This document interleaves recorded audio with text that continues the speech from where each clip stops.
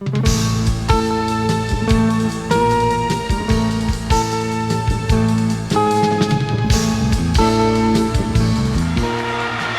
Venezuela, mi patria querida, quien la libertó mi hermano fue Simón Bolívar. Viva Venezuela, mi patria querida, quien la libertó mi hermano fue Simón Bolívar. Viva Venezuela, mi patria querida, quien la libertó mi hermano fue Simón Bolívar. Viva Venezuela, mi patria querida, quien la libertó mi hermano fue Simón Bolívar. Cuando era niño tuvo un sueño promisor de ser cuando fuera grande el padre libertador. Bolívar cuando era niño. ¿En qué año creen ustedes que tuvo un sueño promisor de ser cuando fuera grande el padre libertador. Viva Venezuela, mi patria querida, quien la libertó mi hermano fue Simón Bolívar. Viva Venezuela, mi patria querida, quien la libertó mi hermano fue Simón Bolívar. Bueno, mientras veíamos las imágenes de Venezuela y de la campaña, de estos cierres de campaña, estábamos conversando acá con nuestro invitado Atilio Borón. Bienvenido, Atilio. Hola.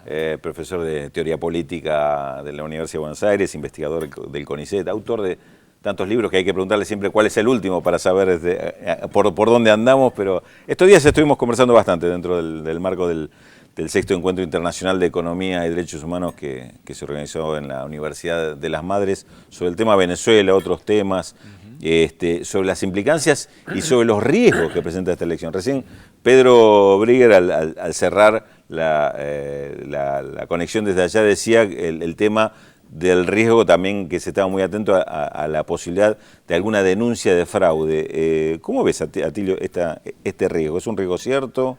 Es un riesgo cercano? cierto. Primero, bueno, gracias por la invitación. Pero es un riesgo muy cierto porque para Estados Unidos Venezuela en este momento es el objetivo estratégico inmediato, más importante. ¿Te das cuenta? Entonces, recuperar Venezuela quiere decir sacarlo a Chávez del medio, sería para la campaña de Obama un éxito pero fenomenal. Y esto te explica, o por lo menos una hipótesis para entender por qué esta gente hace 4 o 5 meses que viene insistiendo que va a haber fraude en las elecciones de Venezuela. Mucho antes de que se llevaran a cabo las elecciones, que van a ser mañana. Ya vienen diciendo, pese a que el Centro Carter, que es la autoridad que en Estados Unidos es indiscutida en materia de monitoreo de procesos electorales, mandó una misión especial hace unos 2 meses para hacer un poco el chequeo de todo esto que mostró Telman Luzani hace un ratito. Lo hicieron sistemáticamente y el resultado fue de que el proceso electoral y el sistema electoral es impecable e intachable desde el punto de vista de la capacidad de recontar los votos, de almacenar la información y transmitirla prácticamente en tiempo real. Y no contento con eso, poco tiempo después fue el propio Jimmy Carter, el presidente de los Estados Unidos, que hizo unas declaraciones realmente impresionantes sobre la base de ese informe, diciendo que el sistema electoral de Venezuela era de los mejores del mundo y dijo mucho más confiable que el de Estados Unidos. Pese a eso, la campaña siguió. ¿Por qué? Bueno, porque yo creo que se está jugando con la hipótesis de un resultado relativamente estrecho que pueda de alguna manera alentar una actitud de desconocimiento de los resultados electorales y sobre eso montar una campaña para deslegitimar por completo el gobierno de Chávez, que según el curso de los acontecimientos y según cómo se desenvuelva eso, podría llegar a originar lo que algunos analistas norteamericanos llaman el modelo Benghazi. Recuerdan lo que pasó en Libia, una ciudad que se levanta en contra de un tirano y que, bueno, dan los primeros combates y al poco tiempo comienza a recibir apoyo de algunos países europeos, primero veladamente, por debajo de la mesa, y luego finalmente entra la OTAN y con la OTAN los Estados Unidos. Y algunos están diciendo que en Venezuela, en caso de una elección muy, muy reñida, ¿no es cierto?, con toda esta campaña previa de preparación fenomenal diciendo que va a haber fraude, habría una ciudad que podría servir como el equivalente, el homólogo a lo que fue Bengasi, que sería Maracaibo. Maracaibo, que es la segunda ciudad del país y que está en un estado, el Zulia, que tiene una larga tradición de aspiraciones separatistas, ¿verdad? En un clima internacional, además, en donde ya se habla, por ejemplo, de las aspiraciones de Cataluña en España de separarse, ¿no es cierto?, de España, y en donde ya el tema de la secesión o la separación no está visto como hace unos 10 o 15 años atrás, está visto con otros ojos, ¿verdad? Tal vez como respondiendo a las demandas de una ciudadanía. Entonces yo creo que hay que tener mucho cuidado con lo que pase mañana a la noche, ¿verdad? Cuáles van a ser las reacciones de los grupos, porque se puede generar un escenario realmente muy conflictivo y de enorme repercusión y muy negativa para toda América Latina. Y escenarios donde lo que uno va viendo es como ocurrió antes en Paraguay, como intentó, o bueno, ocurrió de hecho, pero no tuvo éxito lo que sucedió en Ecuador con Correa, donde el tema de la descalificación o la pérdida de peso de estos líderes es un objetivo siempre buscado, ¿no? Y que se va aplicando de diferentes maneras en cada escenario que sea. Claro, es un objetivo permanente y que en el caso de Venezuela adquiere una enorme relevancia porque a veces no se dicen estas cosas, pero Venezuela, según el último informe de la OPEP, la Organización de Países Productores de Petróleo, es el país que tiene hoy las mayores reservas probadas de petróleo, habiendo desplazado nada menos que Arabia Saudita, que estuvo en ese sitial durante más de 20 años. Y Estados Unidos es un país sediento de petróleo, que necesita mucho, se calcula que tiene que importar unos 16 millones de barriles diarios para mantener la economía en el nivel actual. Y ahí tienen el petróleo, ¿verdad?, que ellos consideran propio. Ellos no consideran que el petróleo es de Venezuela o del pueblo venezolano o del Estado venezolano.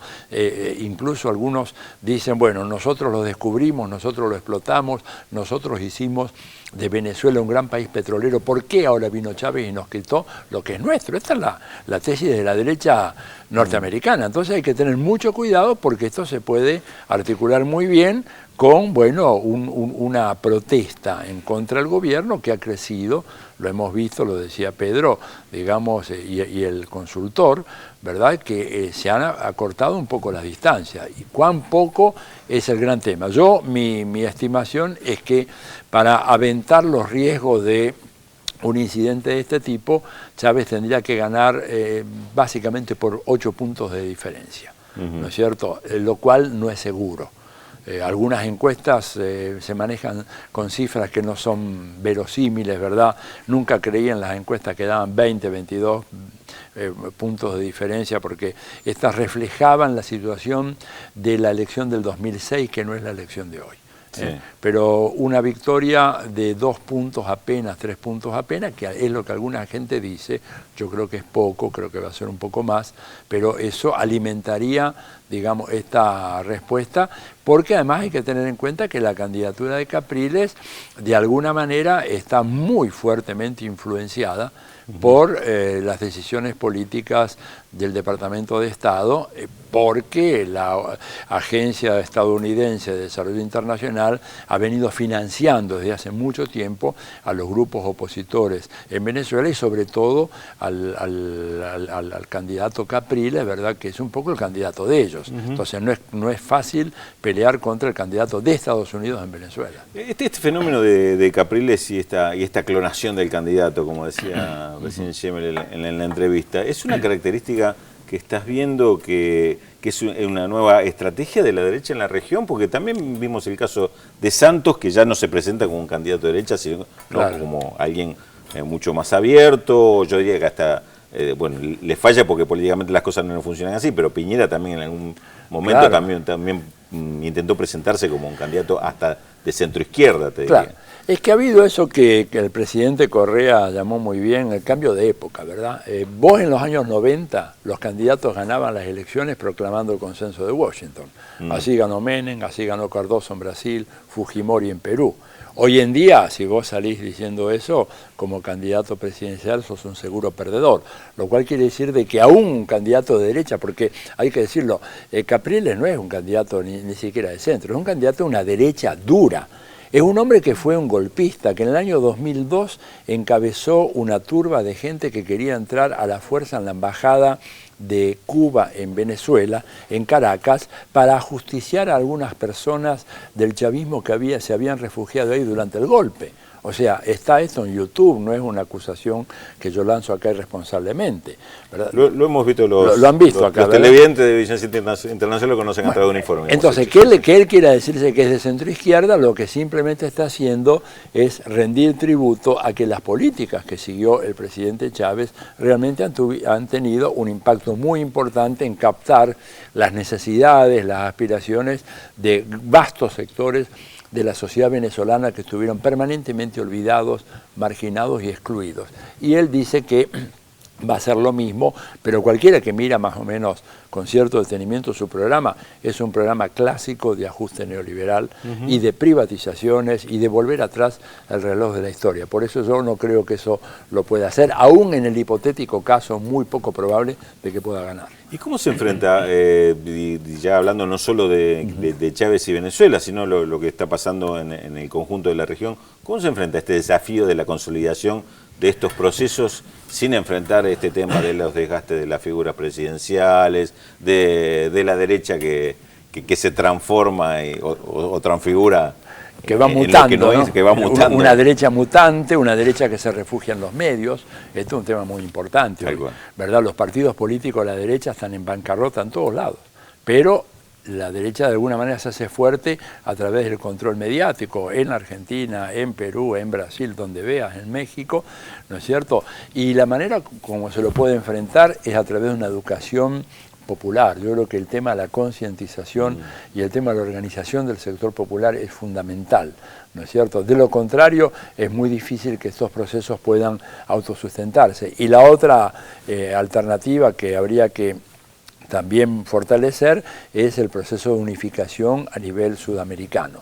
Creo que es muy importante y para Venezuela es muy importante. Recordemos que en Venezuela se ensayó primero un golpe de Estado en el 2002, después un golpe petrolero, finales del 2, principio del 2003. Ahora van a intentar desconocer el resultado electoral si Chávez triunfa. Por suerte, como Venezuela ahora está en el Mercosur, va a ser mucho más difícil para Estados Unidos implementar lo que hizo en Paraguay o lo que hizo anteriormente en Honduras, que es un golpe de Estado que desaloje a un gobernante que le resulta hostil. O UNASUR como herramienta, ¿no? Y UNASUR, claro, como herramienta que no existía, ¿verdad? Claro. O sea que en ese sentido me parece que hay un cierto margen de seguridad que antes no teníamos, y además teniendo en cuenta que la continuidad democrática de Venezuela es fundamental no solamente para Venezuela, sino para todos nuestros países. Atilio Borón, como siempre, muchísimas gracias por ayudarnos a pensar estas cosas y tratar de mirar un poquito más allá, que esa es la intención. Otra vez agradecido, y a Félix Taylor, que Sí. a Félix Taylor lo tenemos siempre. Sí, es cierto, siempre Le estoy cuento ahí. algo, Félix, con respecto a una de las preguntas de su A ver. televidente. Sí. Sí, hay otros candidatos en las elecciones de Venezuela, lo que pasa es que tienen muy poco margen.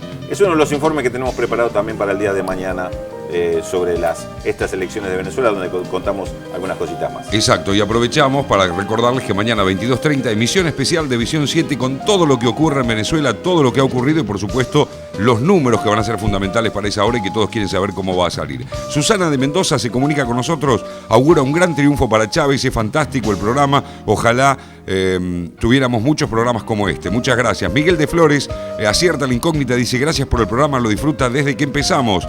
Desde San Miguel de Tucumán, Javier se comunica con nosotros, también acierta la incógnita. También nos ve desde que empezamos. María de Chivilcoy acierta con la incógnita. Héctor de San Telmo dice pasaron mucha propaganda de Capriles en Antena 3, canal de derecha, diciendo que estaba solventado por la voluntad popular. Antonio desde Mendoza nos dice que al invitado, dice para decirle al invitado, a Atilio Borón, que mañana Chávez gana con tranquilidad de punta a punta. Dice, así que no se preocupe, Atilio, dice Atilio de Mendoza. Ahora me quedo tranquilo. Antonio de Mendoza. Nora de Bernal, felicitaciones para el equipo y por el nivel del programa. En relación a la opinión de un televidente que es parcial, ella cree que no es parcial y justamente este programa lo que no tiene es parcialidad. Todo lo contrario. Bueno, muchas gracias, Nora, que se han comunicado. Bueno, muchísimos llamados, Saluda y felicita por el programa a Ariel de Paraná desde todo el país y pide además un informe sobre el BRIC. que hemos hecho alguna oportunidad, varios informes sobre el tema, pero que siempre es tan interesante. Bueno, 0800 444 1777 45350709, los teléfonos para comunicarse con nosotros. Recuerden la red social Facebook, Visión 7 Internacional, y yo veo Visión 7 Internacional, la posibilidad de comunicarse con nosotros. Está en marcha la incógnita de hoy, el personaje de hoy. Aquí le damos un nuevo dato. Atención, nuestro personaje se afilió al Partido Comunista en 1936 y en la Segunda Guerra Mundial se ofreció como voluntario para hacer trabajos de inteligencia. Lo rechazaron por comunista y lo mandaron a armar defensas contra la invasión en las costas inglesas. ¿Quién es nuestro personaje de hoy? 0800 444 1777 4535 0709. Nueva pausa en Visión 7 Internacional, no sin antes recordarle el tema que vamos a desarrollar en el próximo bloque. Un 25% de desocupación en España, el ajuste y un déficit creciente son solo algunas marcas de la crítica situación. El análisis con el economista de la Universidad de Málaga, Alberto Montero Soler, en nuestros estudios. Luego de la pausa, aquí en Visión 7 Internacional por la televisión pública.